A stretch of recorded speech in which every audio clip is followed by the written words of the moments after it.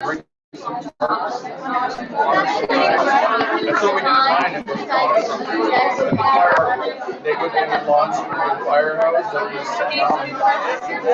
And it was. All right, we'll go ahead and you guys can find seats. We'll go ahead and get this started. I don't have a gavel because there's usually like 2 people in the room. And we're all sitting on this side, and so I pretend I just gavelled you. I'm going to go ahead and call to order the January 15th meeting of the Weld RE5J Board of Education to order. And if you would take a moment, silence your cell phones, rise and join me in the Pledge of Allegiance. I pledge allegiance to the flag of the United States of America and to the republic for which it stands, one nation under God, indivisible, with liberty and justice for all. Donna, would you please call roll? Monica Hudson is excused. Here. Nate Sassano. Here. Amy Westgrave is excused. Michael Wales. Here. Do we have any changes to this evening's agenda? Okay. I'd entertain a motion to approve the agenda. So move. President, one tweak, That's a change. amendment, change to the change.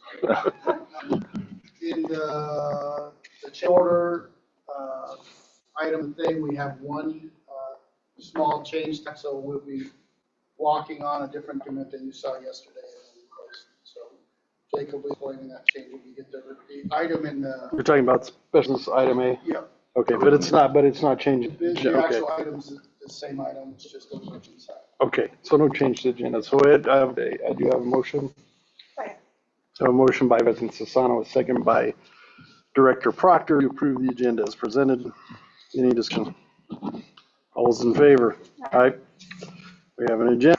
Are there any citizen comments on items? All right. Let's move on to staff and student celebration recognitions. Superintendent Nielsen.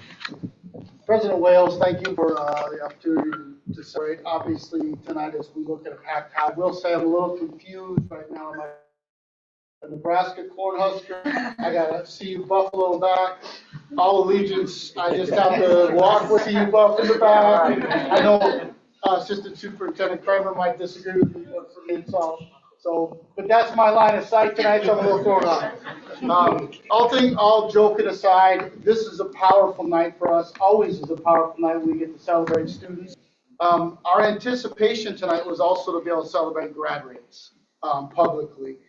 They were supposed to come off of embargo today.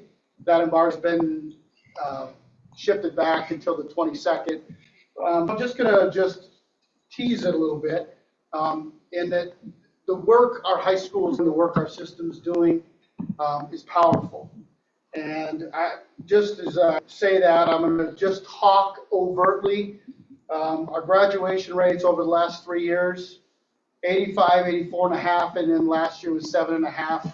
And I'll say, without coming out and telling exactly what it is tonight, so it's not put out in the paper yet until it's off embargo, this year's over 90%. That's powerful to think about from the work that's happening at Roosevelt High School. There's lots of great happening, some of which are in this room this evening.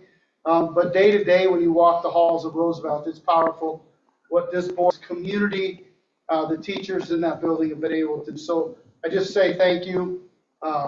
As we think about what true celebration is about, our mission as a school district is to graduate students. That is, for me, one of those most powerful data points we get to talk about every year. And I can't wait till I can share all of it and how we did, because it's a lot of amazing work done at that school. But aside from that tonight, I think the board has also done, pushed on the district, challenged us to do authentic work for students. And I think tonight you get a chance to see 2 other examples of authentic work opportunities that students are going to get to participate in. And I know it's been a vision for the board to grow our board from 5 to 7 with 2 students sitting on the board. So without further ado, President Wales, I'd love to get back to you to do the honors to Yeah. welcome the first students to our board we've ever had in this district. So I'd like to give the board a hand too.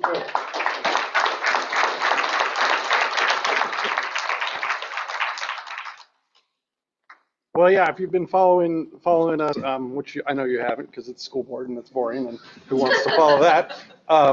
We've been working pretty hard, probably for the last 9 months, trying to figure out a way to bring student voice onto the board. And after seeing examples across the state, we decided to go with this idea of bringing 2 students out of the high school and seating them on the board, who will serve as directors, school board directors. They can't vote, but they can engage in all the conversation. They can ask all the questions. They can ask all the research. They can be an integral part of this, which is really providing some back to us as we make decisions and vote. And so at our last business meeting, we interviewed both candidates that we had, and we took both candidates. So we're going to seat them tonight. And so if Hayden and Annabelle, if you guys would both, I need 3 copies of this. They're printed. If you guys would come up, we gotta get in good position. So why don't you 2 stand over there? Okay, we're standing here. There we go. I'll give each of you guys a copy of this, just so you can read, because it's hard to. And so what we'll do is we'll go through this. I'll read it to you guys, Okay. or you guys read it with me. So, Full name or full name. Okay. Good camera angles, everybody? I wanna make sure. Everyone good? So I wanna make Need sure. you all to move back 5 feet. Yeah, we'll move the tables really quick. Make sure. Perfect. So if you'd raise your right hands. I state your name. I, Annabelle, Do solemnly swear do solemnly swear before God and my country before God and my country and community and community that I will support the Constitution of the United States that I will support the Constitution of the United States and of the state of Colorado and the state of Colorado and the laws made pursuant to and the laws made pursuant to and to faithfully perform the duties of the office of Student Director, and to faithfully perform the duties of the office of Student Director Weld County School District, RE5J Board of Education, of the Weld County District RE5J Board of Education, upon which I'm about to enter. upon which I am about to enter. Congratulations.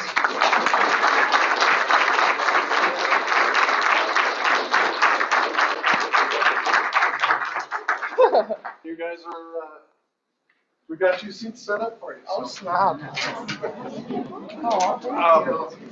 I do have copies of the oath of office. Okay. The white copy, if you'll sign. We'll give back to Jessica, you are on top of it. It's like my job.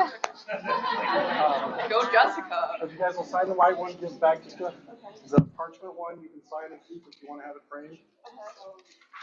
Congratulations, welcome aboard. Aboard.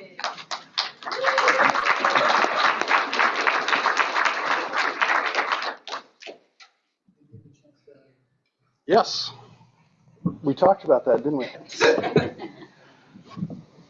Now that you guys are here, I'd give you guys the opportunity if you want to say anything that you want, so.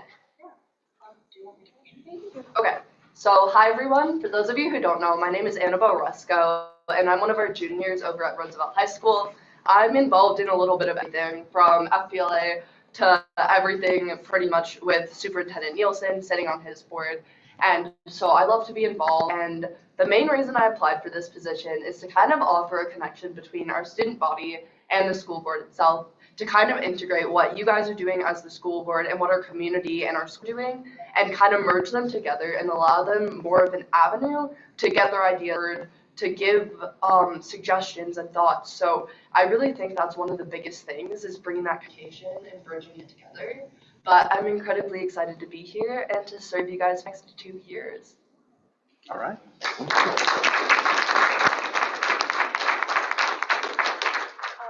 My name is Hayden Chambers. I'm also a junior at Roosevelt High School. I'm involved in a a lot of things, anywhere from track to marching band, jazz band, interact club, and now this. Oh, and also work-based learning. And I am really excited and incredibly honored to get this opportunity to not only represent the student body, but also to work with Annabelle, who I've respected and admired for very many years now.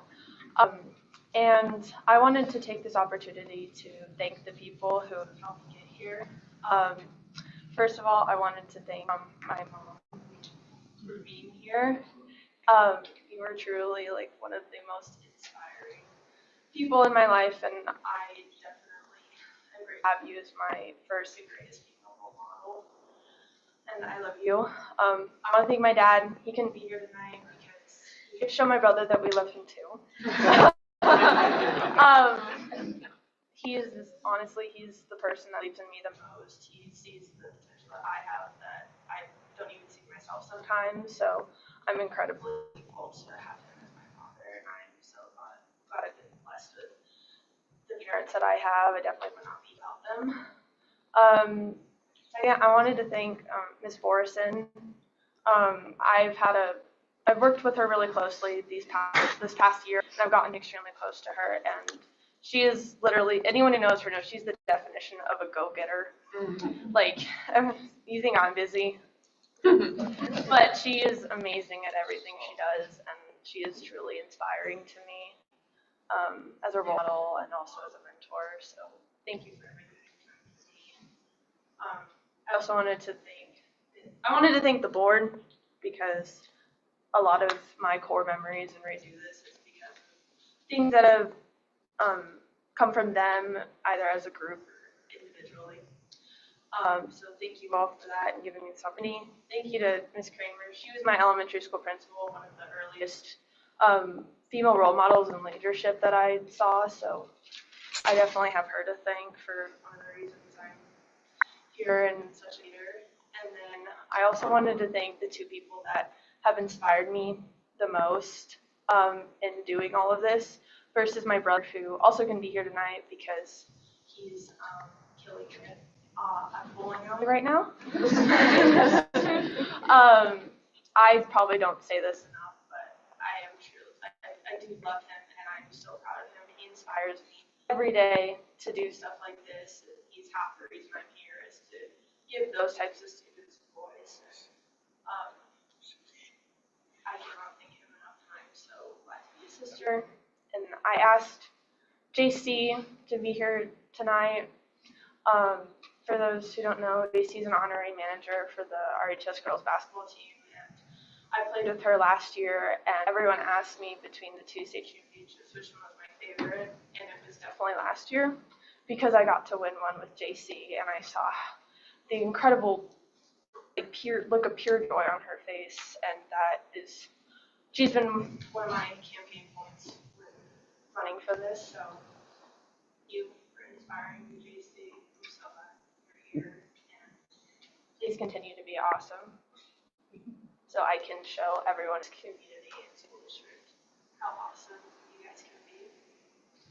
Sorry, that was much longer than I expected, but that's why I do this stuff. Thank you.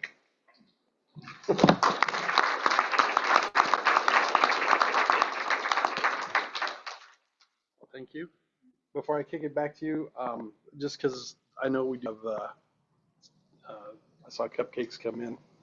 Not joking, they're there. But before we get to cakes and everybody, one other thing, as far as celebrations goes, before I kick it back to you for more celebrations,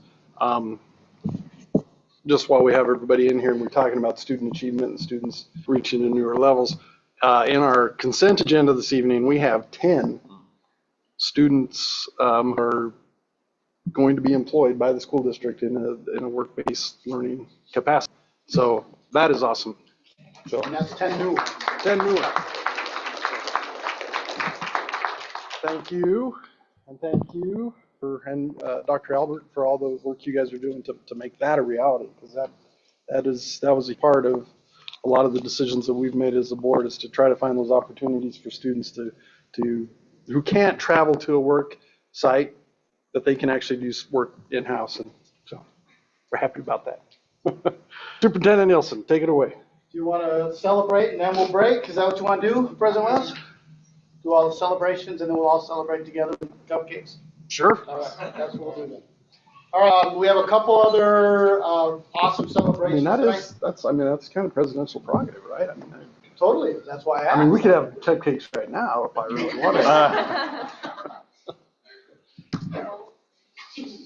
So we have, in the room tonight, we have some winners for our postcard competition we had. We'll come back to that in just a minute. We're going to start with our Dance Palm champions. And this year we have two different levels that we're going to celebrate. So the first group I want to celebrate tonight and recognize is our JV Palm team, who is a state tournament or a state championship that's put on by the Coaches Association, the Spirit Coaches Association State Championship. Am I saying that right? That's who puts it on. Chad, am I doing that right? Sure, Brittany, right? What a Spirit Coaches Association. There we go. Thank you. And so this year we have a JV team that won that state championship. So I would love to welcome that group of young ladies up here to celebrate, to talk a little bit about your experience. And we have got a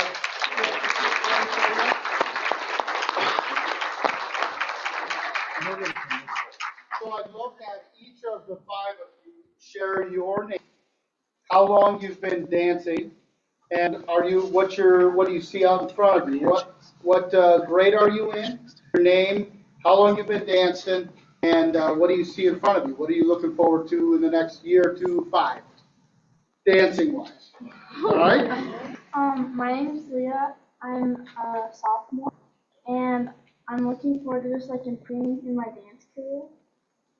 My name's Abby, and I'm a junior, and I'm really looking forward to being with this team for another year, and then go to college and dance. I'm Molly. I've been dancing for about 10 years, and I'm just looking forward to singing with everyone here. I'm Talia. I've been dancing for 4 years. I'm a sophomore, and I'm looking forward to building new connections throughout something that we all love. I'm Lily. I'm a sophomore, and I've been dancing about 4 years, and I'm excited to continue for the next couple of years with this amazing team and connecting with everyone. Ladies, thank you. I want to celebrate you. Our Board of Education has coins they like to celebrate. Coin we're going to give you tonight is a state championship coin. I also, though, as we think about this team and as we build, I think when you take a look at our POM, our dance teams, and you think about building a program, right? You have to build your way up to it. You got this team here. We're going to celebrate your varsity team here in just a second. And for me, it's exciting to see, right, a program that is built to sustain, which is pretty neat. So congratulations. Let's give this team another round of applause.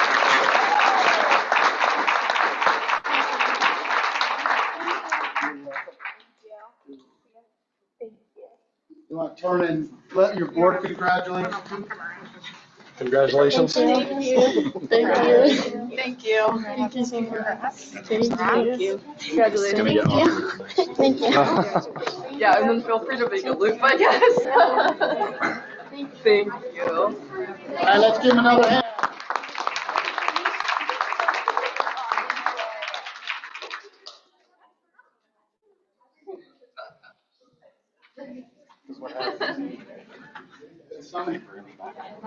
Yeah, I know.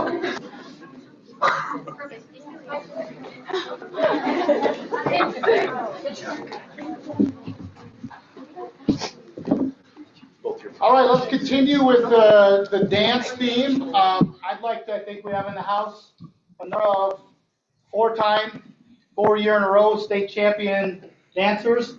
The same thing for you all to come up front. Tell us your name, year you are in school. How many years have you been dancing with Roosevelt? How many years on the varsity? And then what are you thinking about doing the next year or two?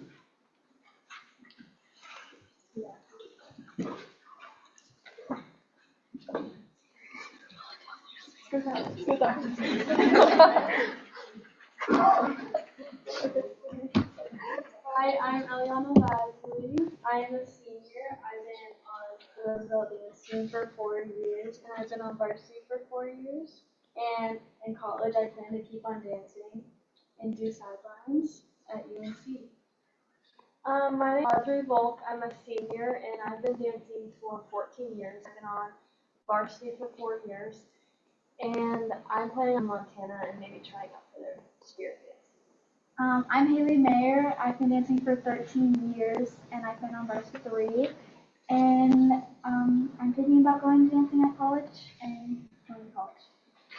I'm Addie. I'm a junior. I've also been dancing 13 years and have also been on varsity for 3 years. And I'm also planning on continuing dancing once I'm in college. I'm Hope Mayer. I've been dancing for 13 years. I was on varsity for 3 years. And I'm Abby Liveman. I've been dancing for 13 years. I'm a junior. I've also been varsity all 3 years. I'm Nora Explain. I've been dancing for about 12 years. This is my first year on varsity, and I plan on continuing dancing in high school, potentially college. My name is Juliet. I've been dancing for 13 years, and I've been on varsity for the past 2 years, and I plan to continue in college. My name is Parker Stratton. I'm a sophomore. I've been dancing for 12 years, and I've been in varsity 2 years, and I plan to dance in college. Well, congratulations.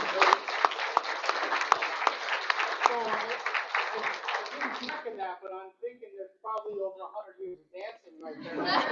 Think about that. So congratulations, ladies. Look at that. Ooh, look at that.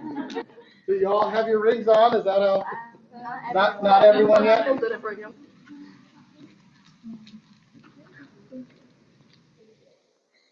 Do you want to turn around and? Sorry, I should have started live. That's all right. We'll get there. Congratulations. Congratulations. There you go.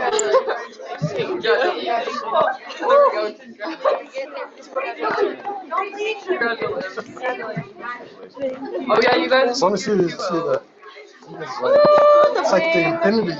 No.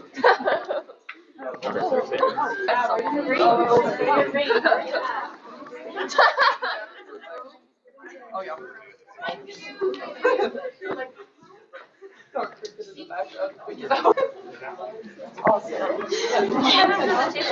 Yeah, that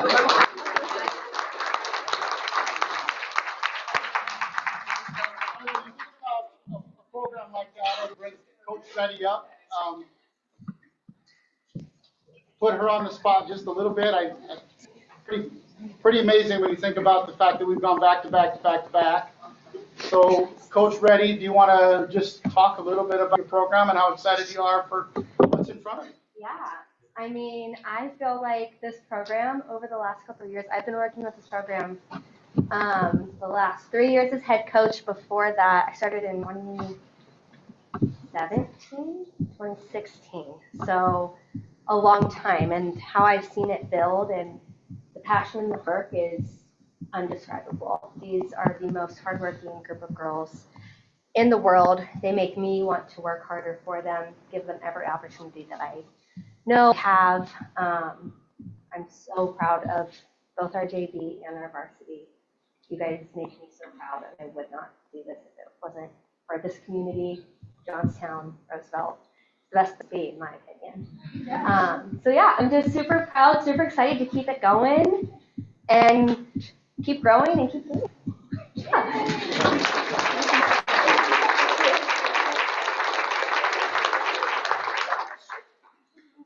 One of the things that always gets me excited when you talk about celebrations and you let students talk and you start to hear the impact that the experience they're having at school projects in their life, right? It opens doors, opens opportunities. Really what school should be about, right? And I think back to my high school where it was a lot just reading, writing, math. I had to find the other avenues. I'm so proud of what Roosevelt and our middle school and elementaries do to open doors for students. You just got to hear a whole bunch of young ladies who are thinking about pursuing education, but also pursuing a passion, which is super cool. passions lead to belonging, belonging leads to success. So thank you, thanks for the opportunities, those of you staff members from Roosevelt. Also students, thanks for taking advantage of it. It's awesome, working hard is awesome to learn, but also opportunities are fantastic. So thank you. Anything else you want to say about our dance team? I thought we were going to see some dancing. But... Don't quite have enough space in here. So, funny story about dance. I've always got a funny story. By the way, if you follow my Facebook, you know I'm going to ask for a tip after this. But last week, I also serve on the Weld County Planning Commission, and we had a application come forward, and they were talking about this, and it was Dan's Garage. The guy's name was Dan, and it was Dan's Garage. But when they were presenting it, I kept hearing Dance Garage. And so as I'm taking these notes on this, and they're talking about this, I'm thinking, where's Dance Garage, and why have I never heard of it? So that's my dance joke. Oh, thank you for being here, all young ladies. We're going to shift to our postcard celebration. One of the things this district has done that I was pretty excited to walk into was work around family, school, community partnering together. It's one of those best practices we know is powerful. This year, that is being led by Miss Allie Ham, and one of the things they worked on as a group across all of our schools was to come up with some competition. In this case, a postcard competition that is Weld RE5J hashtag is better together. The back of the postcard says, when families, schools, and communities work together, students win. And that is critical. And when you think about all the magic that's going on in this district, a lot of it is because the community has wrapped the schools up and said, we're going to provide what the students need. It happens, I think there's the old adage, right? It takes a village. When the village and the all inside it work together, it truly be magical. And what you're seeing right now in this community is a lot of that happening. And we see it manifest itself through what we just witnessed, through a couple of board members who are with us tonight, through President Wales talking about 10 new students who are working for the district. I think, Mr. Everest, it's close to 30 individuals that are going to work from the school, from students in the district this year. I think it's close to that. This year. So that's pretty powerful when we go back a couple years and we had 0 or close to 0. So all those things are to say we couldn't do that without the support of our community. And that's the premise behind this postcard competition that each of the schools had. At each site, there were individuals who entered the postcard competition at the elementary school levels. Their PTOs did on the winner. Tonight, we're going to celebrate an honorable mention and a winner from each of the schools. At the secondary level, the middle school and the high school, it was members from the family school community team that helped to vote on the honorable mention and the winners. The honorable mention tonight we will call up. We're going to give you back your art. We want to celebrate you. And each of the winners actually had the opportunity. We have, let me see if I can show you an example. We've taken actual artwork and we've taken the winners as a district and we've created actual postcards out of them. They're being used at the sites where they came from. So that's the way that it was set. So tonight we have the original artwork to give back to everybody, and for the winners to know that you actually have postcards printed or that are currently ready to go out and be used in your schools to celebrate successful things happening in your building. So with that, I'd like to start to call up some of our winners and our honorable mention. I'll call up both from each school. Our winner from Elwell is Blake Darling.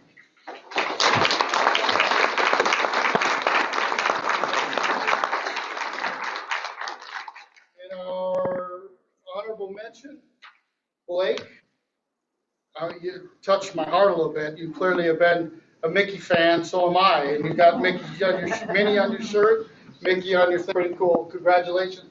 Will you stay here for just a second? An honorable mention is Newhar. What's the, how come I don't see your name? Honorable men. Probably is.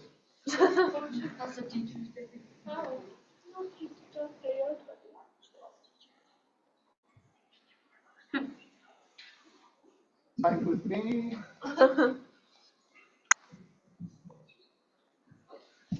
Mariah. Mariah, is Mariah here? That's my.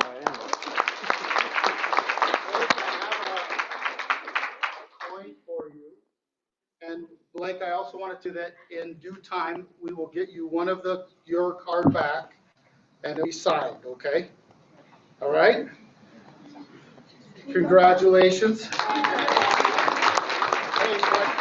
Hey, Blake.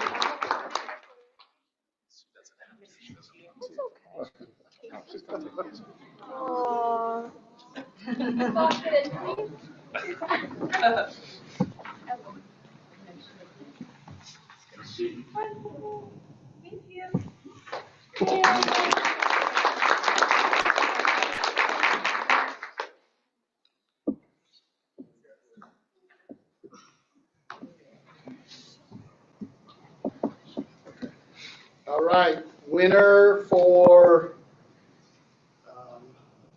MES is Sofia Gutierrez.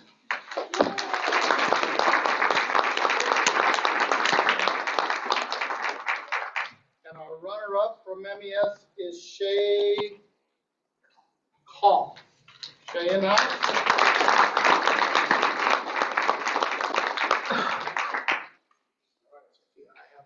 For you.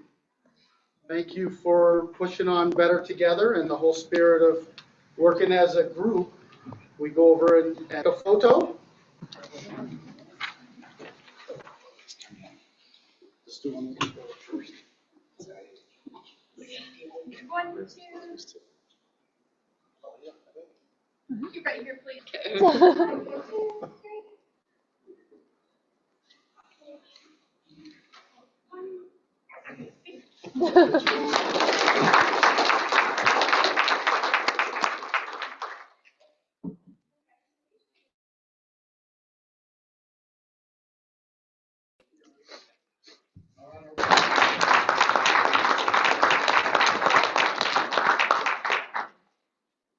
And our runner-up, got a small one, our runner-up is Magnolia Moore.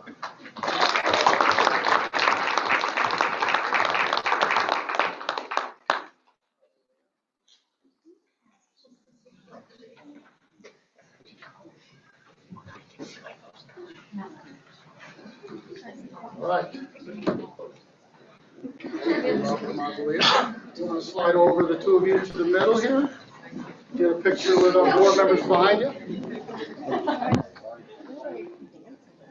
We are doing something down there.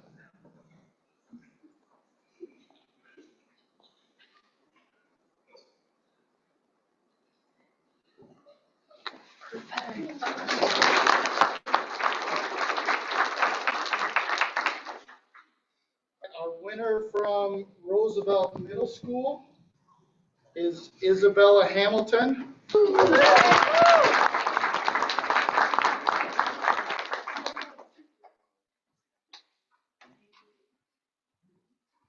And Isabella is our only, we don't have an honorable mention from Roosevelt Middle School. Congratulations, Isabella.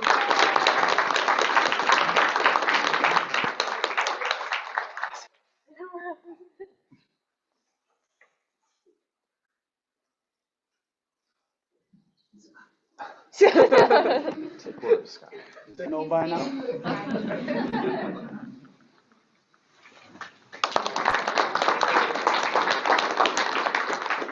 Didn't drag Kevin along? No. Oh, rude. Our winner from RHS is Trey Beck.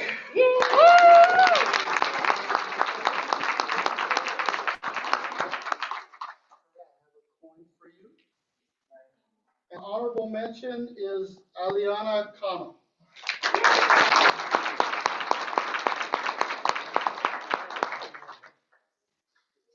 Trey, go over right in the middle here. Okay. Okay. This card is for friends, justice, and teamwork.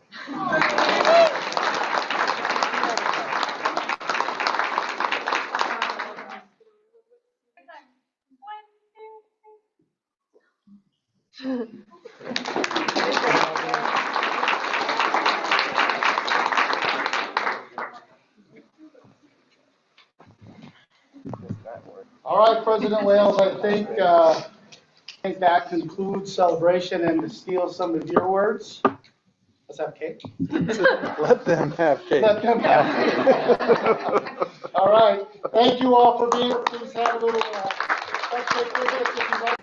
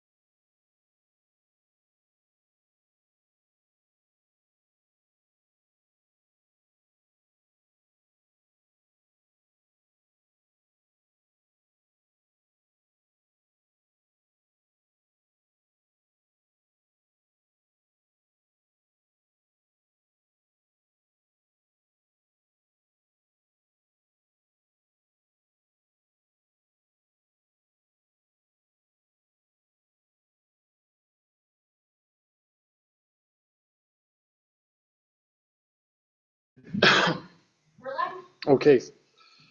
So it is 7:02. We will resume the meeting. We'll move into reports and comments from board members. And why don't we start? We'll start down at the end. There's been enough time already. Yeah. If you guys have any, and this is just an opportunity to talk about things that might be going on in the district or things that we've done. Thank you. Yeah, it's been an exciting couple of months. Obviously seeing it through Roosevelt. We've seen our work-based learning program, which I know Hayden and I are both involved in, grow tremendously from the first work-based learning meeting I attended to looking at it now, and like you have to schedule a slot and there's just a ton of us there doing all of these things that kind of work with our passions. That's been really great to see. Additionally, my sister's in just swim, so I've been having a lot of poolside homework sessions, but it's been really cool to watch them grow. We have a bunch of our swimmers and divers, both who have qualified for state. So it's been really cool to watch a little bit of everything go down.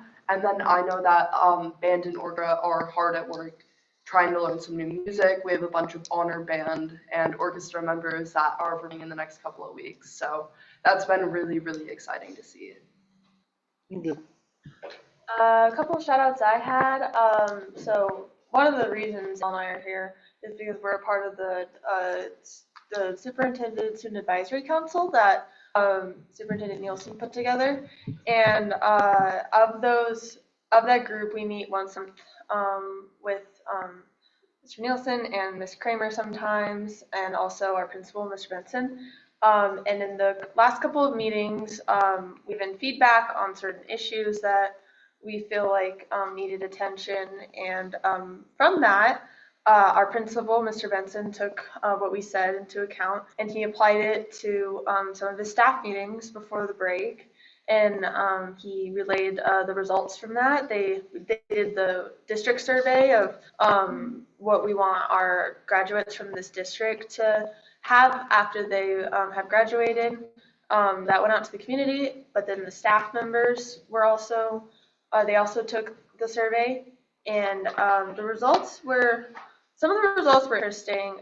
There was a lot of like characteristics that I thought like, you should have gotten more votes, but there were some that I didn't think we get as much votes. But it's really cool to see like the perspective of what the community thinks we should learn from our experience here versus staff members think we should have by the time we leave this district. So that was really cool, and I'm very appreciative for Mr. Benson for taking everything and set into account with that, and I think it's going to lead to a lot of good change. And then I also wanted to highlight an athletic team.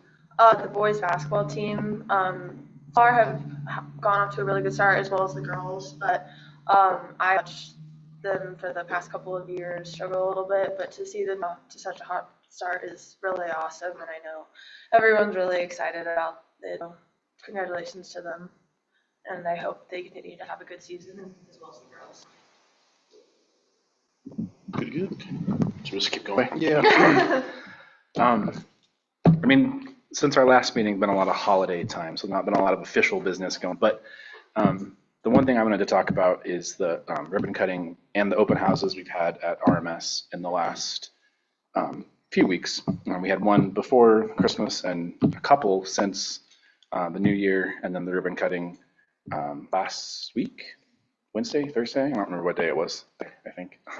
But it's been really exciting to see the community get into that building, see the transformation that that building has undergone, and hear the comments about the building. It's really, really, really exciting. The only negative thing that I heard, and if she listens to it, she'll kill me, so I won't say her name, is that the gym is bare. There's no banners and pictures on the walls yet because it's brand new. But the 8th grade boys basketball team just won their district a few weeks ago, so they'll have the first banner to hang up there pretty soon. Everybody else was astounded with that building, the transformation it's undergone, what opportunities it will provide to our middle school students. It's really exciting. And the bigger thing for me is that signifies the end, really, of our bond project. So we have touched almost every building, really, in our district, and that's up to where we need to be. And now I think we can start looking down the road what the needs are going to be in 5, 10, 20 years. So that is exciting to have that kind of in the rearview mirror, and be ready to look to the future. So it's really cool. RMS, if you haven't been there, have you guys been there? I haven't yet. You should go. It's really cool. I was there like a couple days ago recruiting people for band. I only got to see like the front part, but It's a very big transfer and really exciting. So anyway, that's all for me. I agree. RMS has been incredible. It's amazing to see what the community in this district and the voters all come together and do. I can't remember the gentleman's name from AMP, but he always says it's 80-40-20. We got an $80 million building for 40, but we really only had to pay 20 because of best. And it's just an incredible thing to continue to remind ourselves that that's really great. I think the staff have managed that building really nicely. Ms. Calvillo's leadership is really important there. Like, it's just been really great. I got a chance to go to PRE for some birthday cake last week as well. Did you go eat birthday cake too? I did. I forgot to mention that. Thank you. So they had their birthday, and Mrs. Saya said it was so to have all of the PRE principals. Kramer was there, and that there were some kids from the original classes that went through PRE that were there, and how special that was, because it's a rare opportunity to be able to like hang out with your original elementary classmates, right? Like at the same school, and then have like some of the principals there that you had as an elementary kid. And that was, I think it was a fun idea and a fun event to celebrate the passing of that school. Being 20 years old, which is wild to think that PRE is 20. Here we are. And then tomorrow, I know I haven't done it yet, but tomorrow I'm really excited to get at MES and read to the kids in the morning. And that's one of my favorite things. They always have the wildest stories that connect to the stories that you're reading to them. And that makes me go to work and giggle all day because they're just so creative and funny. And so I appreciate These are the stories that they've written. Well, you read them a story, but then they have stories that are related to that. Like me. Yeah, it's like, oh my goodness. Just the funniest things, like sidebar story, read a book about snakes, and this little boy that his grandpa got eaten by a snake and then got out of the snake. And it was just hysterical. I went to work laughing the rest of the day. It was just hysterical. Like, I love that program is available for other community members to come in who don't necessarily get a chance. Because I know parents often get asked to volunteer, but it's not often. They ask for community support to come in and do that as well. I think that's all I can remember too. I feel like this last holiday season, everything's mushed together, and last week was 3 weeks ago, and I don't know what day we're on still. So. I agree 100% with that. It's going to take me another 3 weeks to figure out. I don't even know where we're at with life. I just got dressed for church every day, and my wife would say, "What are you dressed up for?" That's not church.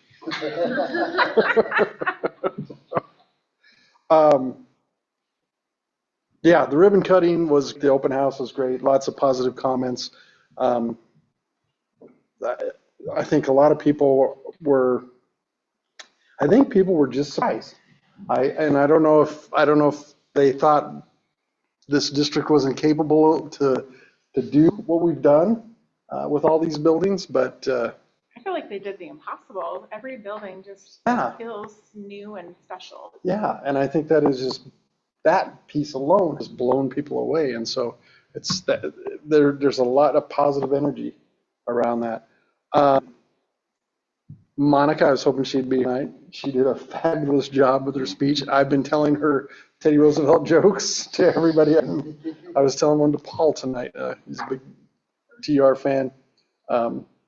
She did a wonderful job, and I've heard some positives coming back from that. What about me? So we did, CASB did have a legislative review committee meet on Monday of this week.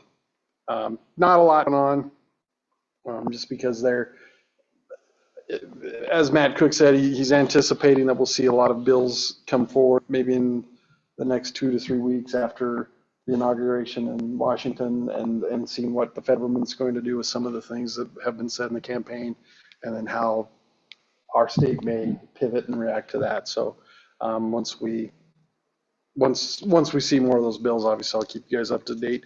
If there's a bill out there that you're interested in or have a question or concern about, let me know so that I can get that back to that group. Tomorrow I've got a President's Cafe with me, then I have a BOCES meeting.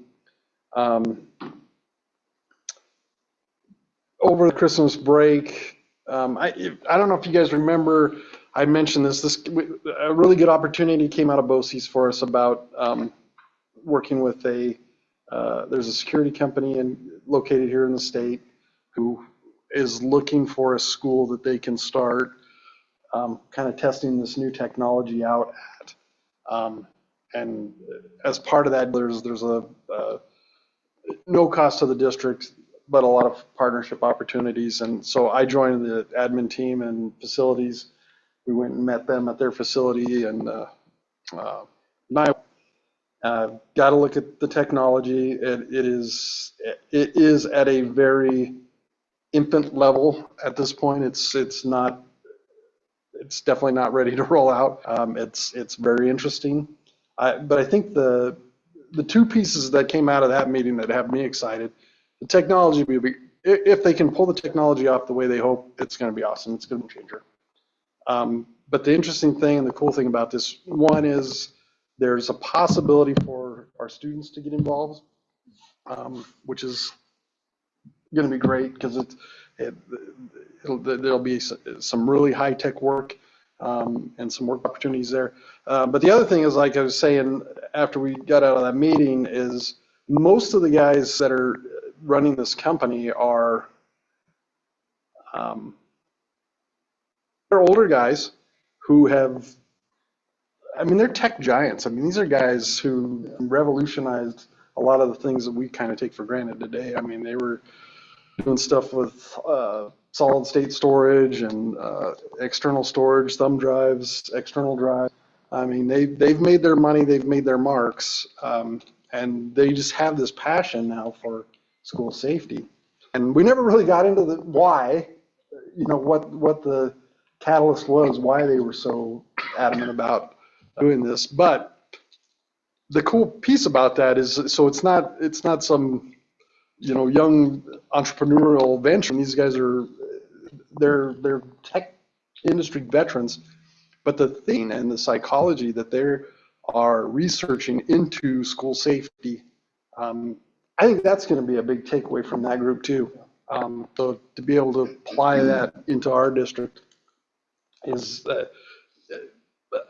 it's good. There'll be some benefits to this partnership outside of the technology, because they're really thinking about things in a different way when it comes to school safety. So I'm excited where we go with that.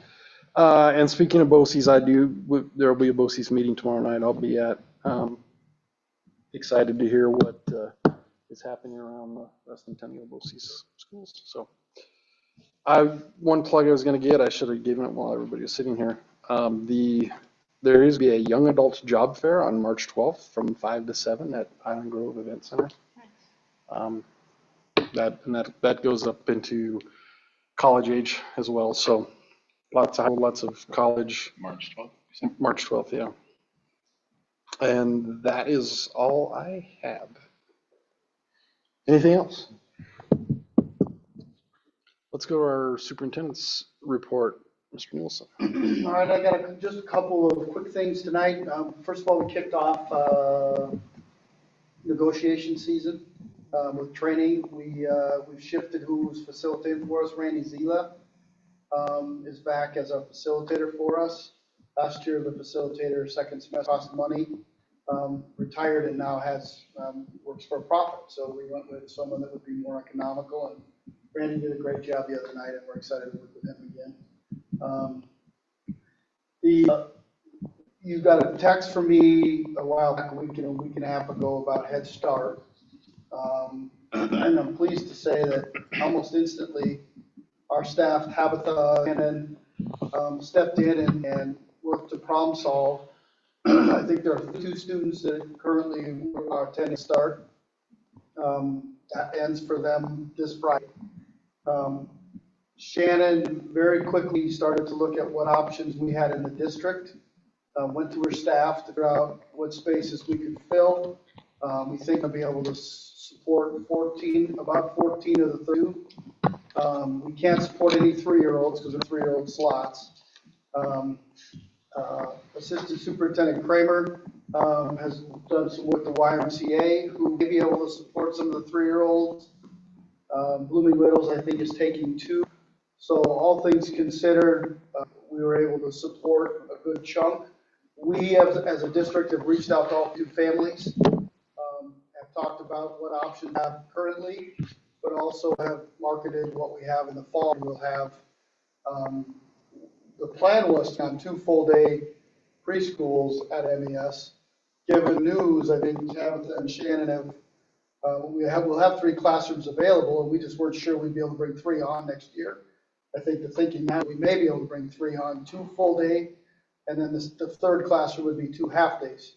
So we could serve 75 more students next year than we are currently. So a lot of fast, nimble thinking. What I really appreciated was people saying, not people saying we can't do, but people saying, how can we do? What can we do? What's possible?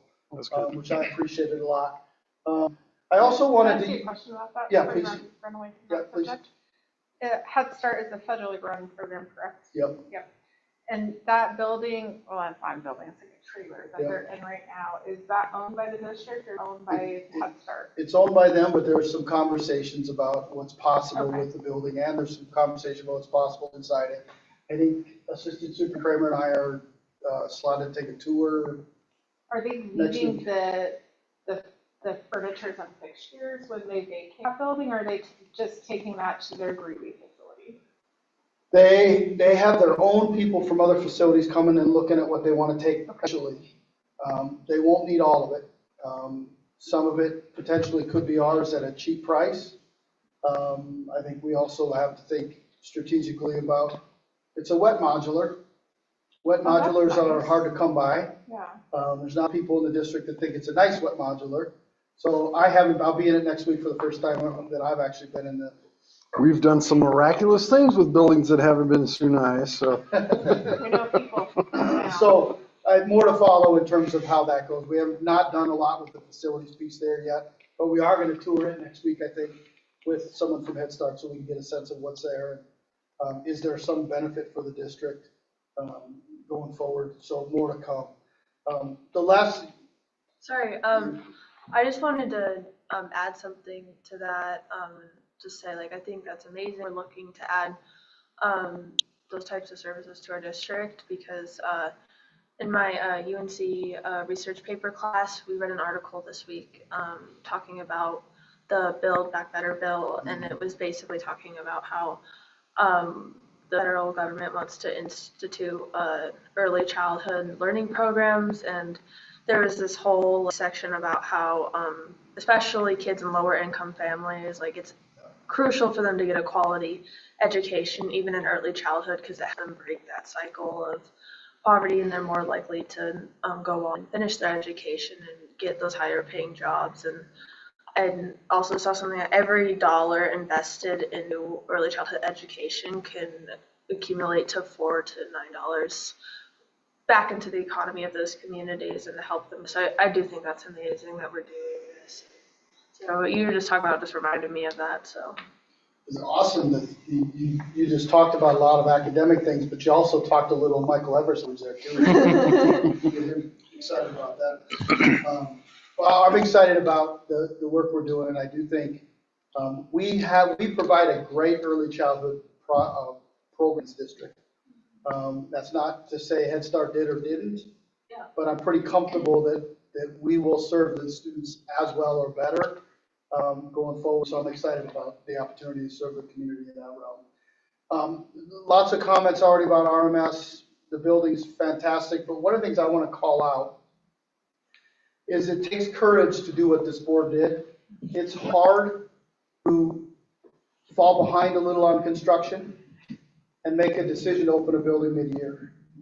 And you didn't make that decision without agony, probably. I wasn't here when you made the decision, but I can imagine there were challenges in making that decision.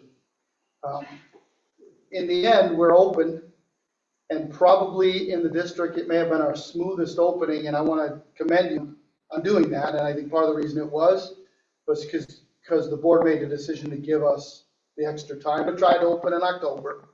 We could have tried it in August, it wouldn't have worked, but we could have tried, or we could have mothballed the building until next August. And here we are, we've got students that we're talking to tonight that would tell you they feel like they've been in that building for a long time. That's pretty exciting. Plus, we've got a new student that's over there who's been there now a couple days, so exciting. So anyways, I just want to call out, I think the board deserves some credit for that. That is a hard leadership move. I think it turned out to pay dividends for us in waiting, allowing it to be complete, which made the opening easier. It also allowed us to probably have more people enjoy it that may have had we tried to rush it. So kudos to the board for making that decision. So Minus President Wales. You know what? I hate being wrong, but I am so glad I was wrong on this one. It's been a good wrong. It's been a good wrong. I can't imagine it any other way right now. Like the fact that they did it was so, giving the extra time was smooth for the staff, because watching that transition for the LL staff trying to rush into that building, and Yeah. high school's trying to rush into that building. And I feel like it wasn't intentional that we were trying to learn our lessons, but it felt like we learned our lesson by giving staff a little bit more breathing room to move. I tell you, I was a ball of nerves through December, and I didn't hear a peep. Every morning I'd check my email and I'd think, oh God, here it is. I'm sending 50 emails, people pissed off about this. Not a peep. no, and if you think about what happened, right? And this is interesting in negotiations the other night, one of the things which was powerful. And this, I think, is a testament to the leadership there too. They were able to move and protect their teachers' 2-week Christmas window.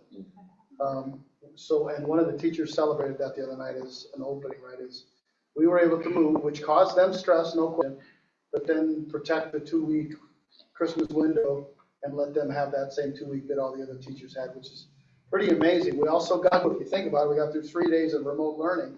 I didn't hear anything either, Michael, and I was expecting to have some people disgruntled. At least over that piece. Yep. Yeah. And it's a testament, I think, to we're better together. People recognize that the work we're doing. We've had people say it was good use of taxpayer dollars. It is, and Director Sassano, you talked about kind of the end of the bond. I think in the end, we have some money left that's going to help us at MIS right now because we've been such good stewards of the dollars. But I needed to call out, I think, the fact that you wrestled as a board, I know, no doubt. But the mid-year thing worked out, and it was powerful. It's powerful to be in there right now. I can't imagine if we had a building that looked like that and we were waiting to use it. So thank you, and that's enough for me. All right, any questions for Superintendent Nielsen? I have a related question. Go ahead. If I remember correctly from our Town of Johnstown work session, that they were supposed to have design done in January. Have we heard anything about that roundabout? We thought it'd be close. We thought we might be bringing it tonight. The roundabout? Yeah. So so there's 3 developers that the town's working with on the roundabout agreement. The final version of that agreement that all three parties will sign the same agreement. That's not ready yet. So we're Have they finished design? Like the developer agreement is still being worked on, or are they onto design? Because I thought it was critical to get the design done by January so it could go out to bid so it could start in May. I believe they started on time. I don't know if they've completed the design or not. I heard about that part. But I believe they started their process on time, so I would assume that they're at least close to. I'm kind of curious because I'm looking at the start of school of like, are we hitting the mile markers at that? And I don't know. Well, and if I remember correctly, I think it's a good question because we probably need to push a little bit. If that intersection is closed when school opens, that's not going to work. So we need. I don't know if that's you or if it's one of us that reaches out Well, I'm to happy, town board I members. think I have a meeting with Matt next week. I think Matt is still planning on it, but I'll find out and I'll communicate that. Okay. Because it was a pretty, you're right, it was a pretty, very tight Very window. time frame, and even a couple weeks slip is like really impactful. Yeah, yeah, we'll talk about how to do it, but I see Matt for sure next week and we'll. Thank you. Yeah. Sorry to sideline you, it just popped into my No. head. they were That's a saying. good question. I'm glad you did, Amanda. Along those same lines, the library is going to work. They're already doing what they need to do. Library is empty and they've been working with their architect and, yeah. I hear they're tearing down a wall. I'm sure they're tearing down lots of walls. Good. I'm just glad that we got They're that taken excited. care I of. think So that handoff went great. good. Okay. Thank you.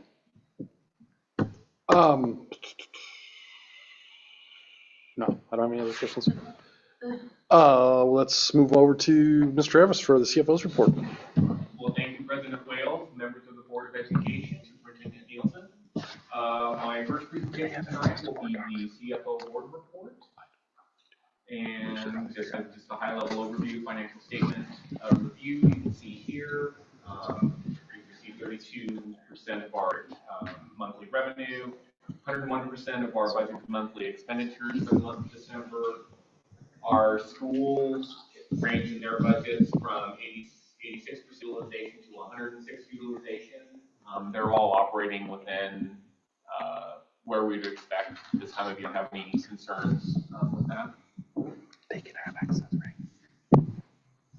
And then here's a breakdown of the schools in our UPK program. As you can see, if you look at the year to date, that's really at this point here, that's really kind of the critical metric to look at, where they're falling year to date, and everyone is where we would expect and where we would want them to be. So, looking at our district departments, all district departments expended about 6% of their monthly budgets in the month of December. Again, most departments were at or below, their budgeted monthly spend. There were a couple that I wanted to highlight. They were a little bit kind of out of range. The online program, we paid 2 ad minimum invoices in the same month. They just happened when they actually were paid. That's when they fell. So that explains why the online program is at a high utilization. Improvement of instruction, that budget problem will be fixed with the supplemental budget that we'll be talking about later tonight. Board of Education was a little bit higher than what we would expect, and that was because in December is when the FFA transfer for the national trip, and then there was a periodic financial audit payment in there that are kind of out of the norm, and that's why that through the Board of Education over a little bit. For my finance department, the reason for that overage is just basically kind of cleaning out a temporary expenditure account. I don't know if you'll remember or not, I do these things. We were way under because we had a deposit in there, and then we took the deposit out, and it threw us way over for the month. But I mean, for the year, I mean, we're fine. It's just kind of just how things fall. And transportation, looking at that, one of the primary drivers of that was paying for the rebranding of all district buses with the Rough Rider branding on it. So that is our district departments. The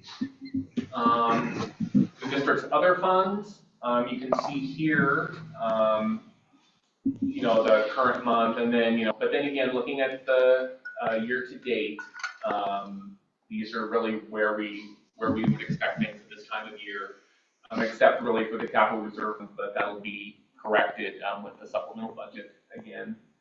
And then just kind of looking at with the food service fund, here again, we had 2 Sodexo invoices that happened to fall. One fell at the very beginning, or one was paid at the very beginning of December, and one was paid at the very end of December. So we had 2 in 1 month. The reason for that overage. And then the primary reason for the capital reserve fund is that the district has been doing insurance-related repairs, for the first half of the year, the hail damage repairs. Those weren't in the adopted budget. That will be corrected in the supplemental budget that we'll be looking at later. This concludes my CFO report, and I can answer any questions for you. Any questions? I just think, I'm going to say it because it makes me giggle, and it's amazing at the same time that you put in there that the buses are being branded Rough Riders in your financial report. Like, way to be a team player, man. We are. Like, you're like helping, you're like tooting other people's horns for hearing the feedback of branding the buses, and you put it in your report. Michael. Mr. Evans is a Rough Rider through and through. Yeah, he writes that He brand. rides for the brand. Thank you. Sometimes we have to tell them to stop. Pull it back. Bring it back to 8. You're Did at a Teddy 12. pull it back? We don't know. According to Monica, no. No. According to Monica, no. When they're done. Okay, perfect. So I They're know done that working. in the state of Colorado, isn't it true that all of our students are provided those free lunches? Is that a state-related expense, or does that fall under something that the district is paying? Of them having free breakfasts and lunch? So the Healthy Meals for All. Healthy School Meals for All program is a state program. It is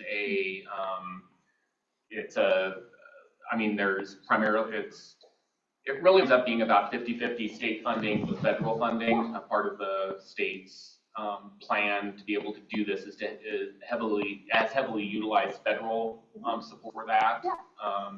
But yeah, it's a state. It's not we couldn't afford to do that. Yeah, so that it wasn't taken into account on that. That was just everything else Sodexo does, correct?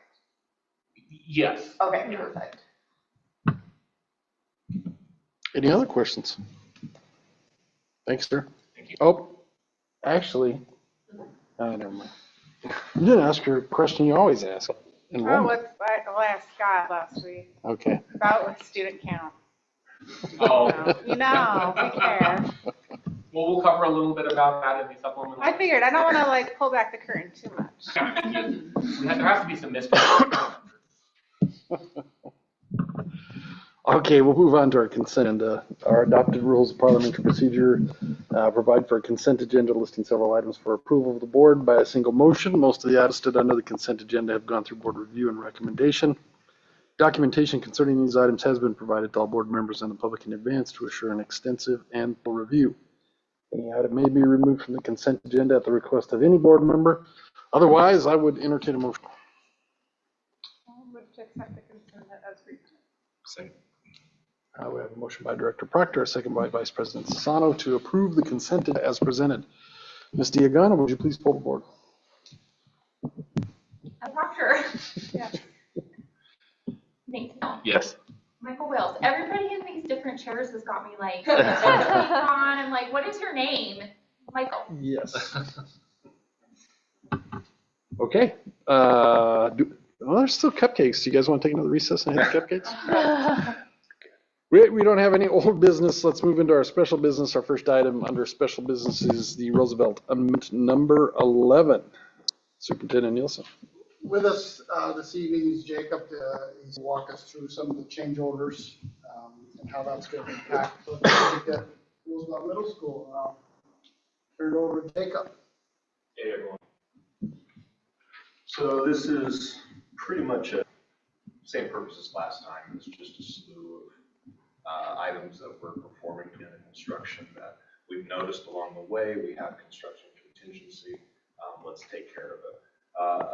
The other half of these items are other little things that might, cause issues and need to be paid for in hospital construction and on our contingency or ultimately for.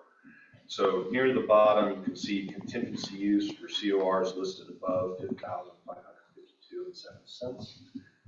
That would be construction contingency that's being used, and that would ultimately be that's based on contractual language of why that was split up that way. The remainder $20,769.18 is going to be coming from owner contingency, so that'll be an increase in the contractor's PMP, but we will just be transferring funds from the owner contingency bucket that we do have excess funding in. So he answered my question before I could ask. About GMP? Yeah. So if there's any questions on the items, if I could go over those. Any questions? And I just need to sign this cover. I don't have to sign each one of those.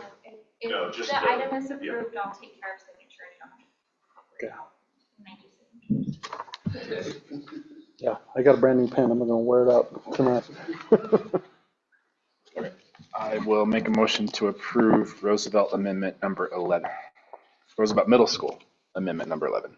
Second. I have a motion by Vice President Sassano, a second by Director Proctor to approve Roosevelt Middle School Amendment number 11. Any further discussion? Hearing none, Ms. Diagana. And Proctor, yes. Nate Fasano? Yes. Michael Yes. All right. And I guess am I authorizing you to use my stamp? Okay. And then were there any questions on the CHIPS letter as well, or is that up next? That's our, yeah, our next item. So yeah, our next item is the, what's doing that? Every time I click on stuff, it jumps to the bottom of the page. CHIPS lead testing, district resolution to test the drinking water. I'll just hand this one over again to Jacob. Let him see if there are questions around the letter. Yeah, so this is directed by Manny Gore for Group 14, who helps manage the CHIPS program, make sure we get all the points that are necessary for the project so they can raise the water. Part of this is lead testing, and this one she specified needs to be a district-wide agreement. A lot of these can be run through the facilities director or through Superintendent Nielsen, but this one in particular needs board approval. So just a commitment to do lead testing. Josh, who's your facilities director, is very aware of all the requirements and what to do in the process for it. I guess my only question is with CHIPS, because we're doing CHIPS with all the best projects. So essentially every building but Roosevelt High School. But we will include Roosevelt High School as part of this as well. We're required. It's required by state law to test water in all the schools. So we do the testing. If we find something positive for lead, do we go to the towns, whichever municipality, is it all on us to fix it then if there's lead in the water? Okay. Yeah, and the reason for that is because the water providers who are providing water already do their own lead testing, their own facilities and entry points. So this is to further do it in the school to ensure that the fixtures are not leaching lead Let's assume from the that it's on our pipes side from of the service meter. line That makes into sense. it. Okay. Thank you. That helps. There could be older lines. Okay. Yeah. Can you, Superintendent Nelson, where do we post those lead results? Aren't we required to post the testing results? Yeah, I don't think we haven't talked about what's supposed to be done yet. I don't know. Because I know, like, as a water providers submit them to CDPHE and they're posted through that as a water provider who has like a PWS ID number, and schools aren't. It's not just this district, but all schools. So I thought schools had to post their lead results for the public to see. Yeah, we'll do some work and get back to you because I don't know. That's fine. Thank you. Any other questions on the lead testing? Okay. I'm gonna motion to approve this letter. Or is Resolution. it a resolution? Is a resolution. All right, I'm gonna motion to approve the district resolution for drinking water in the schools. We have a motion by Director Proctor, a second by Vice President Sassano to approve the resolution for testing of lead in the water. Any further discussion? Hearing none, Ms. Dean? Yes. Yes. Yes.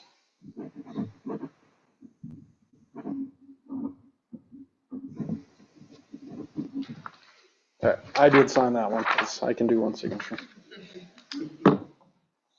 All right. buckle up because now it gets exciting. Our next item of business is our financial audit. I was so sure that all of ours were here for this. So for everybody to have left, I'm just shocked. Left when the game was just getting good. Right? Welcome to my role. Yeah, it's unfortunate I had planned. You have to be here. See you, Jacob. I did, so in front of you, you have a couple different documents. One is the bound audit, and then the other one is management letter that we'll touch on. I did, as I was going through thinking about the things that I wanted to touch on tonight, made notes to help me stay on pace and keep moving forward, because otherwise I'll flip through every page and feel like there's things that we should talk about. If you have questions, just go ahead and follow those out. But let's start with the audit report on page 1. This audit report is similar to what you've seen in the past couple of years. If you look at other governmental entities, what might be just a little bit different from school districts that have charter schools is there's also additional language in there talking about the charter schools. So we also audit Knowledge Quest, but we don't audit Civica. So it's called out some of these specific things.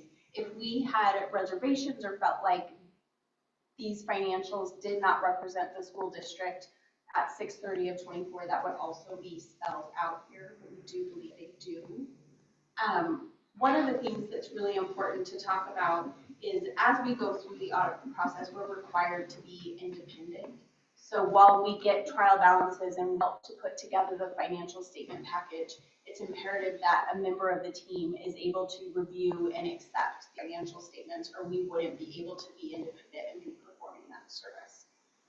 So that's an important thing to point out here. The next pages after that are the management discussion and analysis. This is a high-level summary of what's going on if you wanted maybe a short clip notes type of thing. If you switch over to page 10, these are our statements of net position. So these also include capital assets, it includes debt, and it also includes pension activity. So that's some big things that are happening with that. A couple pages after that, let's look at the balance sheet at the fund balance level. What page is that? 14.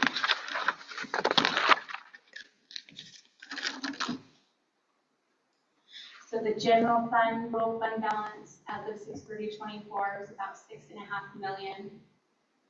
About $19.5 million was in the bond redemption fund.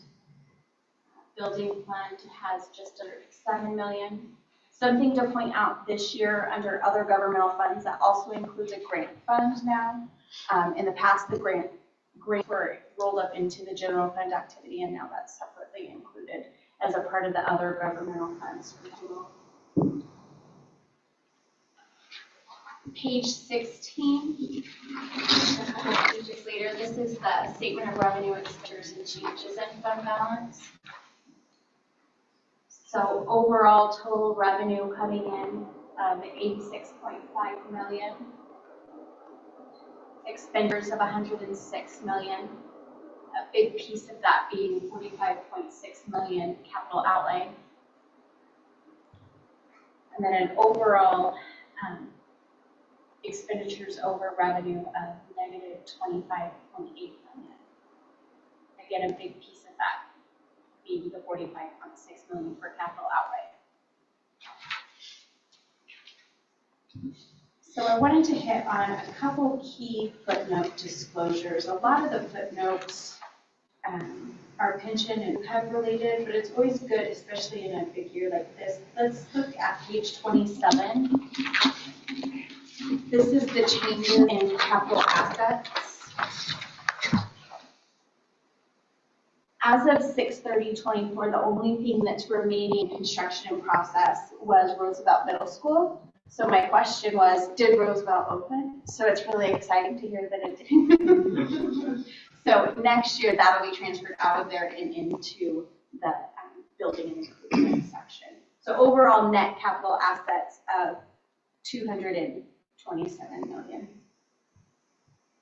Just a couple pages after that, for page 29, is the debt.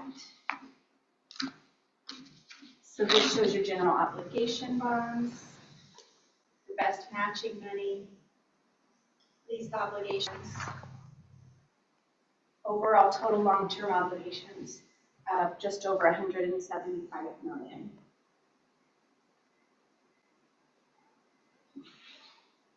So now a big jump because there's a lot of pension and OPEB pieces. I keep hoping that one of these days there'll be like key pension and OPEB information that's included and then like a reference of like go here for more information, but we're not there yet. So page 63 starts the budget to actual for the general fund.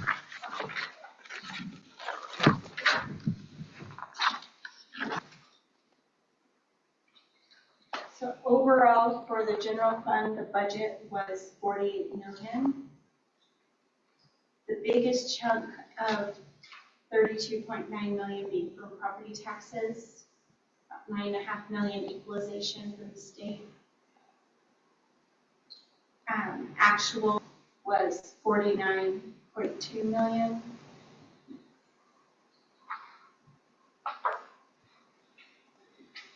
The biggest variance is on the state on behalf payment, but that's not something really the state share that's going to be. Last year it was 1.2 million, and this year their calculation only ends up being like 100,000. It went down very significantly compared to the prior year. The next couple pages are the schedules of the expenditures compared to budget. So it's out by construction, supporting services, instructional support.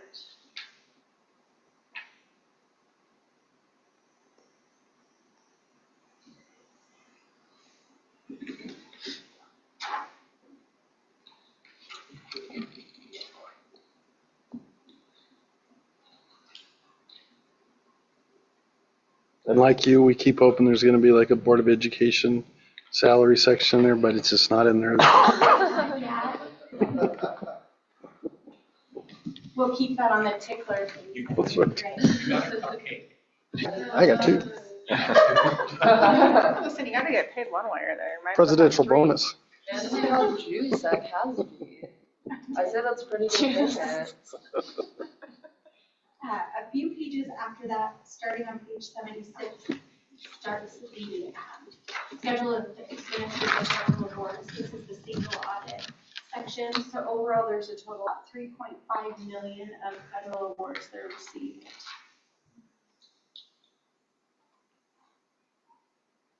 And here on the top of page 76 is where you can see the nutrition cluster pieces, about $1 million.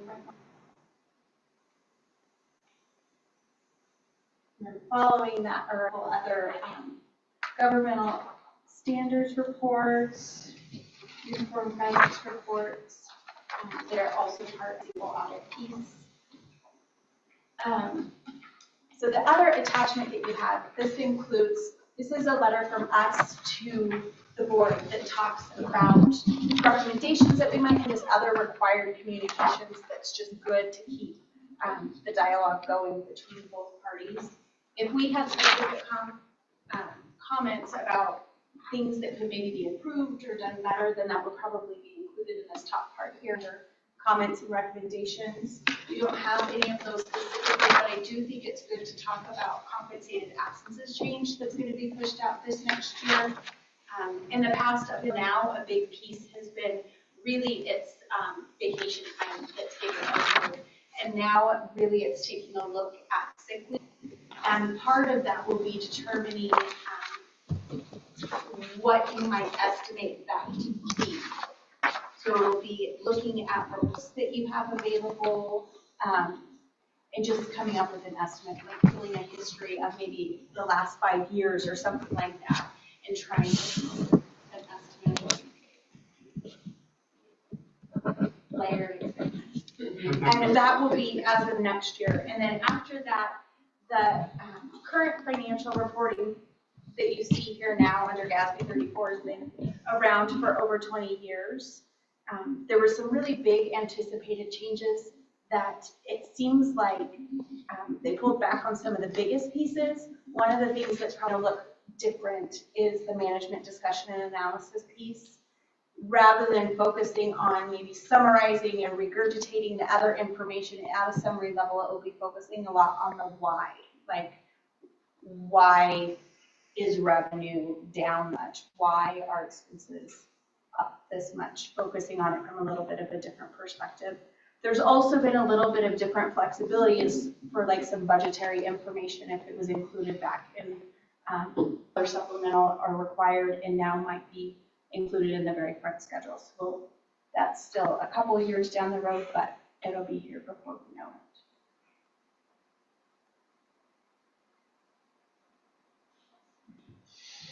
Okay. Any questions? Thanks for sending me a draft early on Yeah. so I could look at it. I Yeah. appreciate it. Yeah. Scott asked me if the most exciting part about it was, and the most exciting part is not being surprised, right? Because you want good monthly financial reporting that rolls into the end of the year report without much of a surprise. So thank you. Yes. For good monthly reporting so the auditor doesn't surprise us.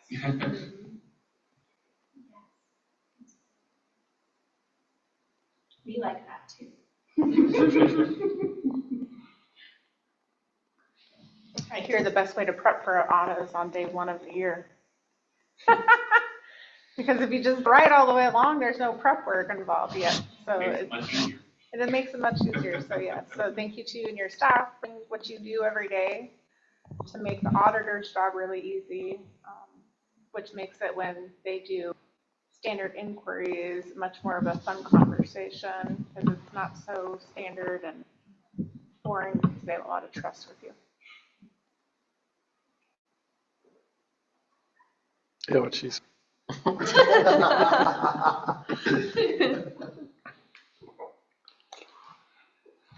Okay, well, we do need to take action on this, or we can take action on it. I'm sure Mr. Evers would love it if we took action, especially positive action. I will move to approve the annual audit for Weld County School District RE5J for 23-24. We have a motion by Vice President Sassano, a second by Director Proctor to approve the annual audit for Weld RE5J for 23-24. Any further discussion? Hearing none. Ms. Diagana? Yes. Yes. And so Hayden, that's kind of the field you're looking into, right, is accounting and? Yes, so for those who don't know, my parents run their own CPA firm. My dad is a CPA, my mom is a bookkeeper. My work-based learning internship is at their firm, and yeah, so getting to listen to all of this was not boring for me. So yeah, we got two weirdos in the room with us. Making it is not boring. That's pretty high praise. Very exciting. Yeah. Very exciting. No, and it's really awesome to hear the auditing side of it because my father's company used to do audits, but he's the way their business has been set up lately, like they haven't been taking audits. So my future plan is honestly to get my EA, be an enrolled agent, since our company doesn't do audits. So it's really interesting though to hear the audit side of things. And you guys broke it down in a way that even I could understand it. I don't know much about any of this, but yeah, thank you for breaking it down the way you guys did. Thank you. All right. Well, thank you. And sorry that all the cars weren't here for you. Maybe they're out there. They're waiting to give you like a little ticker tape parade when you leave, you know. Could you imagine having that in front of a room full of people?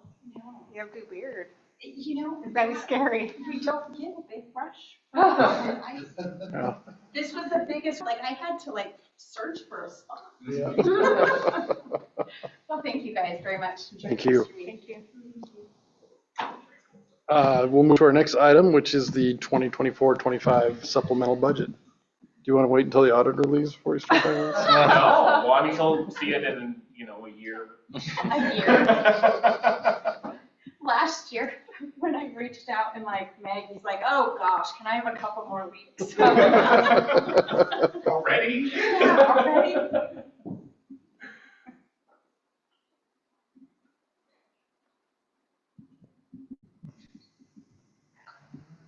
I like that last slide. Yeah. No, that was a surprise. Oh, I see. Yeah. What? Yeah. It's no longer a surprise. All right, thank you, President Wales, members of the Board of Education, and Superintendent Nielsen. Tonight, I'd like to give you an overview of our supplemental budget for 2024-25. First thing we'll take a look at is our general fund revenue overview. So for our general fund, the total revenue is going to come in at about $52.9 million. We have our transfers to our district charter schools coming in at about $6.6 million, and transfers to our capital reserve fund at about $356,000, which gives us net revenue of about $45.9 million. Funded pupil count for the year. So these numbers are our October 2024 count versus the adopted budget. So what we had anticipated and needed for in June. So the district had a growth of 41 students. The core district had a growth of 41 students to 3,354.5. KQA had a reduction of 13 students to 394. And Civica had a reduction of 11 students to 157. So total growth for the district was 17 funded pupil counts over the adopted budget. Total program funding. So our per pupil funded rate is coming in at $10,943.97. Our funded pupil count for the entire district is 3,905.5. That gives us a total program funding of $43,741,675. Breaking it down by the three different entities, the core district at $36.7 million, Knowledge Quest Academy $4.3 million, and Civica $1.7 million.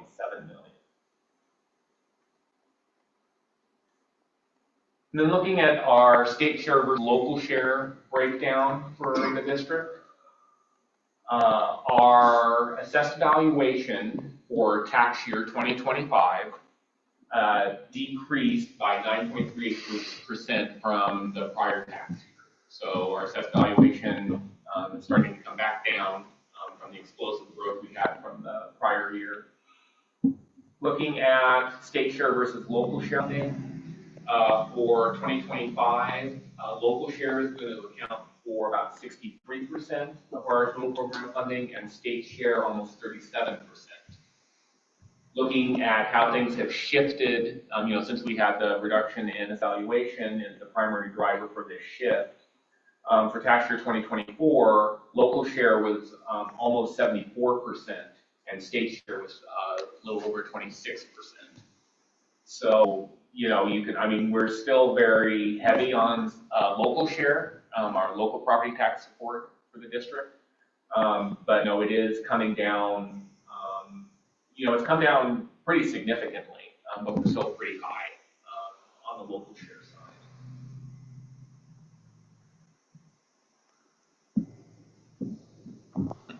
side. General fund expenditure overview.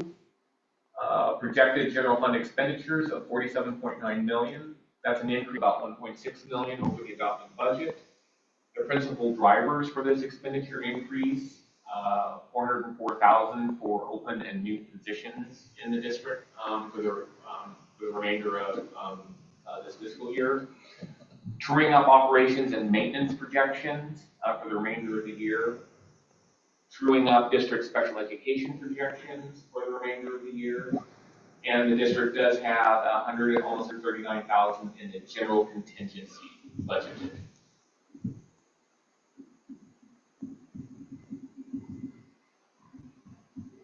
General fund balance. So we are budgeting for a general fund ending fund balance of $4.5 million.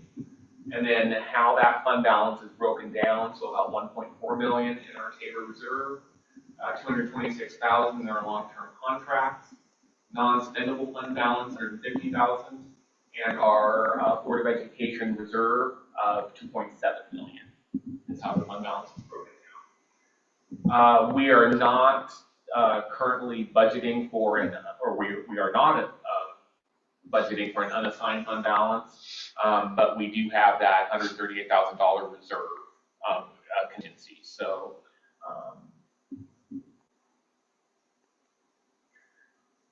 now taking a look at our the different funds in the district. So food service fund, we'll go through these a little more quickly. Beginning balance, 1.3 million, total revenues, total expenditures. We are budgeted to spend 737,000 more than we take in revenue. The reason for the changes in the budget, truing up revenue projections based off of the first half of the year on the revenue side. Expenditures increased due to planned purchases of equipment and furniture for Milliken Intermediate School remodel. And then with the food service fund, we're only allowed to have, with the law, we're only allowed to have 3 months of operating expenditures in our basically in our fund balance, the cash on hand. We are over that by 616,000. So we have to have a plan with Department of Education on how we're going to spend down that money. And our plan has been that with MIS we're going to be purchasing equipment for their furnishings, food service furnishings, not general furnishings, but everything food service related. So that will take a significant chunk out of our excess. So and with the excess, we don't have to spend that all in 1 year. I mean, the state doesn't expect us, and they probably wouldn't like it if we did that, because we would probably be being pretty wasteful, if we were to spend that much money all in 1 year. And then the food service fund does have a $300,000 contingency budgeted.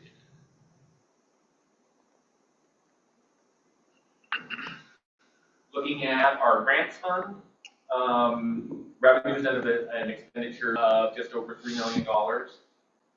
We had a 534 budgeted increase, basically just truing up existing district grants and incorporating new grants that the district has acquired or we're anticipating acquiring for the remainder of the year. Grants fund does not have a contingency. Student activities fund, beginning fund balance of $814,000.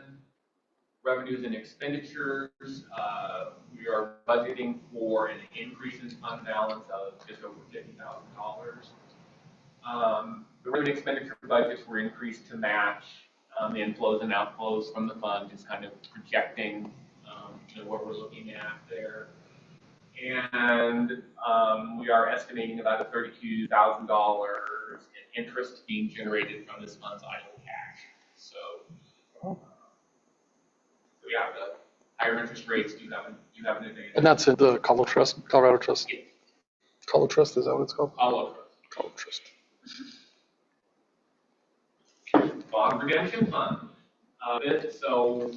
We're beginning this fiscal year with about $19.5 million.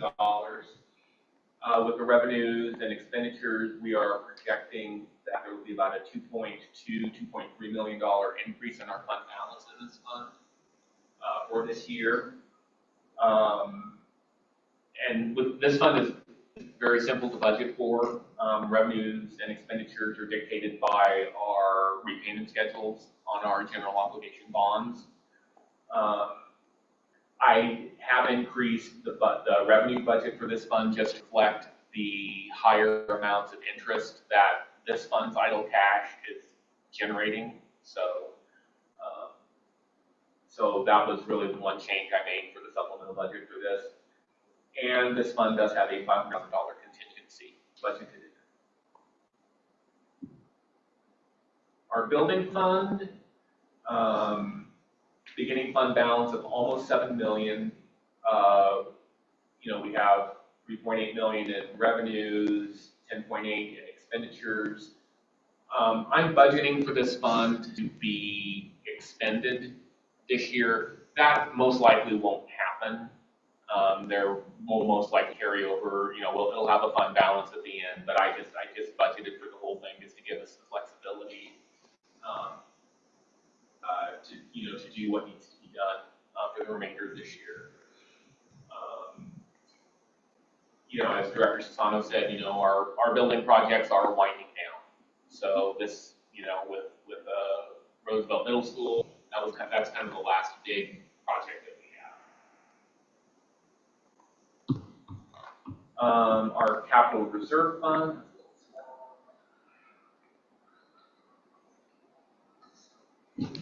Beginning fund balance of 4.1 million.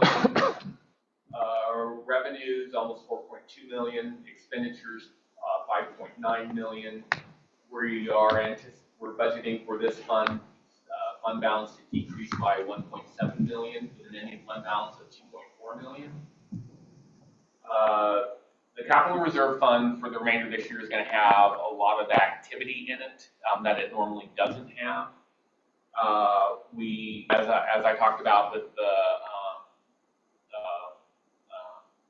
the CFO report, we have we received revenue for an insurance payout, not insurance, for insurance payout to cover hail damage, and then largely paid.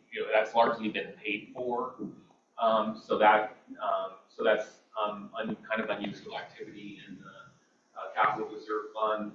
Additionally, the construction projects that we have at Milliken Intermediate School and the PRE playground refurbishment, those are also budgeted in the capital reserve fund. So we have about $2.2 million in revenue coming into that fund and 2.2 million in budgeted expenditures going out of that fund. So we do have that. The fund has $300,000 contingency in it. And just kind of one thing that I want the board to note, the big majority of this fund is that our cash in lieu money that the district receives is accounted for in the capital reserve fund. That is by the lion's share of the ending fund balance. The district will need to kind of reverse the flows out of the capital reserve fund, reverse those, so we're starting to put more money into it because our general capital reserve fund, I'm budgeting for that to only have about 412,000 in it. So that's one thing that we're that I will definitely be pushing for budgeting for the 2025 fiscal year. And then there, sorry, there was something else and I just lost it. The state loan thing. Yes, thank you. Yep. The state,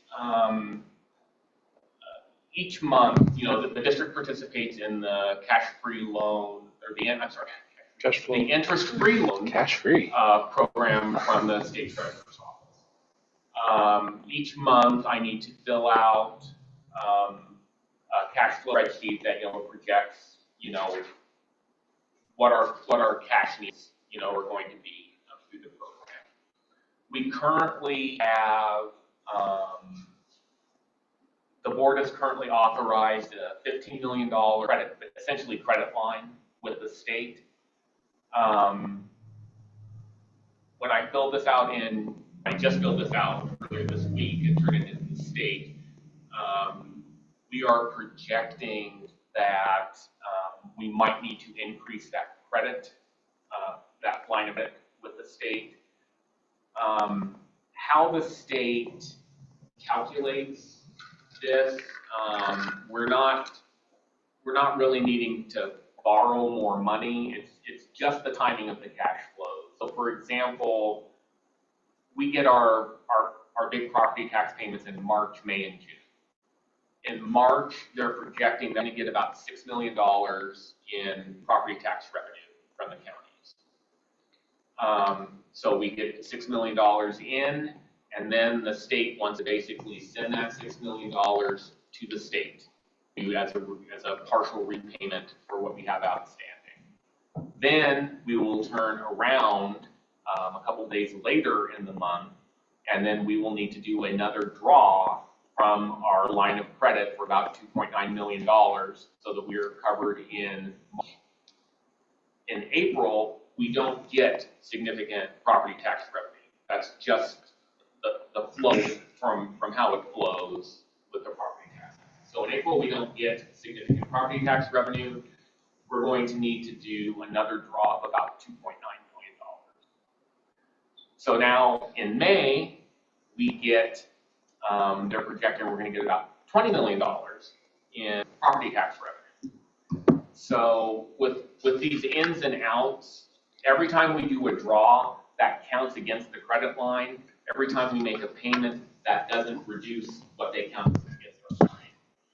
So that is the reason why, and we potentially might not need to. That's just what it looks like this month. Just wanted to alert the board to that there is definitely the potential that I'll need to ask for our line to be increased.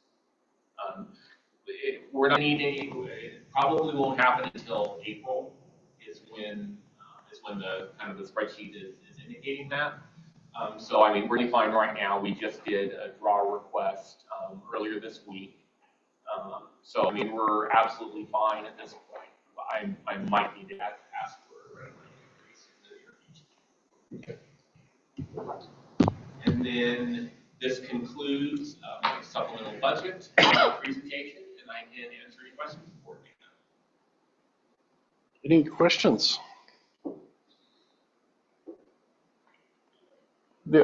None? I don't have a question, just a comment, but I'm glad to hear you say we're going to start pushing to put more into the capital reserve fund. Got all these brand new buildings that we've done all this work on. We cannot get to the point where we were 5-10 years ago with buildings like Lefford.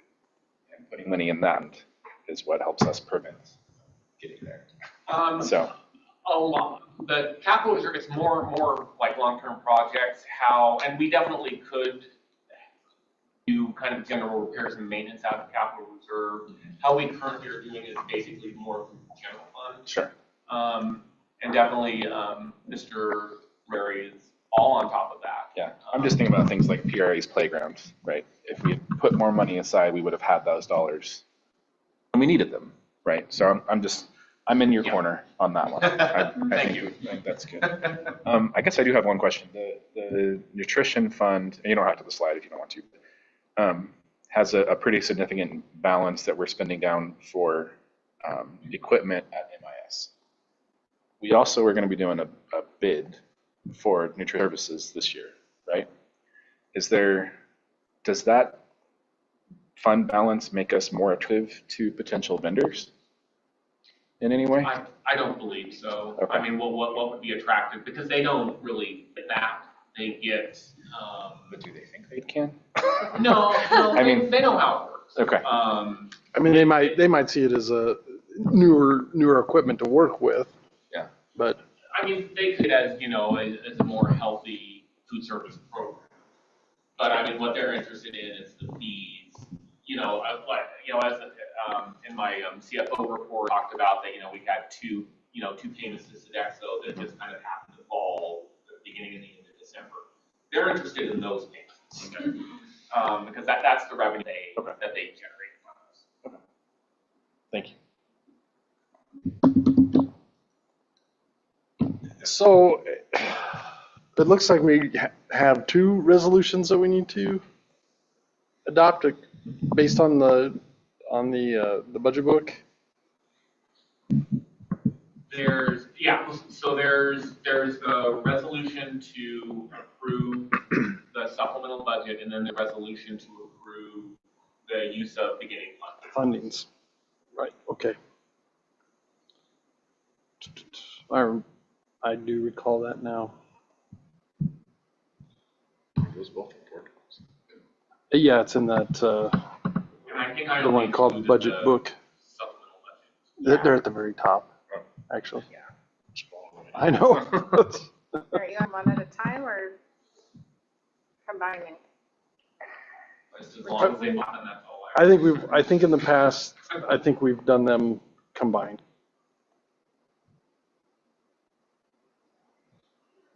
I have to read the wording of the other one. That's why I get paid 2 cupcakes. I'm going to try to read Michael's words and then try to throw in my own for the second resolution since you left me hanging on the other one. All right. I'm going to motion to approve the resolution of the Board of Education. Oh my gosh, it's written so strange. That the amount from the following schedules be appropriate each fund is specified in the supplemental budget for the student fiscal year ending 6/30/25. That's just the balances though, isn't that? Oh, it's a supplemental budget. And then I'm also going to include to appropriate the, I can't find the words, the fund balance is where we are. Use of beginning fund balance. Thank you for pulling that up. I think I did it. Second. I so move and approve our motion. We have a motion by Director Proctor, a second by Vice President Sassano for the aforementioned resolutions. Oh, that's a good way. That's a good way. Good job. Any further discussion? Ms. Diagana? Amanda Proctor? Yes. Pete Fasano? Yes. Michael Wells? Yes. All right. Our final piece of special business is the increase to the district mileage reimbursement rate for 2025.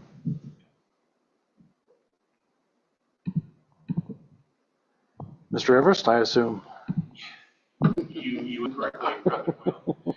Thank you again, President Wales, members of the Board of Education, and Superintendent Nielsen.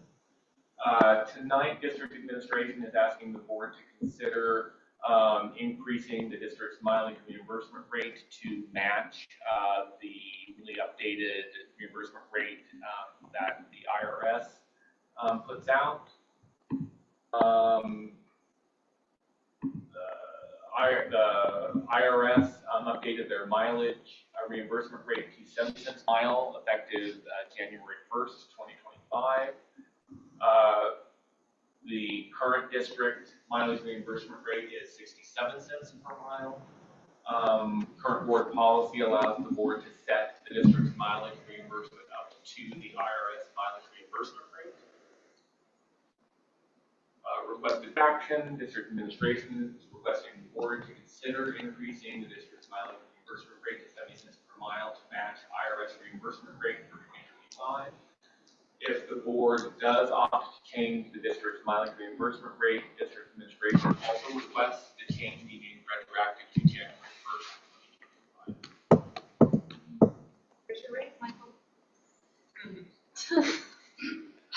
I've never submitted a mileage reimbursement. So this concludes my presentation, and I can answer any questions the board may have. Any questions?